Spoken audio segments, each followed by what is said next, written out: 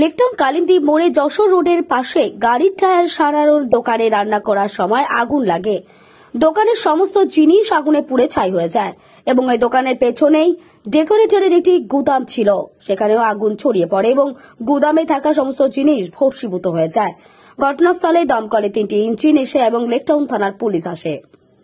দেখুন বিস্তারিত, bureau report, NCO Bangla TV. ছিল 3টে দোকান ছিল, এখান থেকে আগুনের উৎপত্তি একটা রেস্টুরেন্ট ছিল, সেখান থেকে তারপরে আগুনটা স্প্রেড করে। কিন্তু আমাদের দ্রুততার সাথে দমকলের এখনও পর্যন্ত 3টে ইঞ্জিন এসছে, 3টে আমি আরও আনালাম এখানে। আগুন কন্ট্রোল হয়ে গেছে, আর আগুন বাড়বে না। টায়ারের দোকানও টায়ার ফায়ার ছিল, সবই ধার্য বরাদ্দ, পেছনে ডেকোরেটরের মালপত্র ছিল। তো আগুনটা বেড়ে যেতে পারতো, কিন্তু আমাদের লোকেরা তৎপরতার সাথে স্থানীয় মানুষ সহযোগিতায় আমরা এটা কন্ট্রোল করি। কীভাবে আগুনটি লাগলো, কীভাবে আগুন, এটা তো এখন বলা যায় না, এটা তো পরে আমরা এনকোয়ারির পর আমরা বলতে পারবো, ফরেন্সিকের পর বলতে পারবো।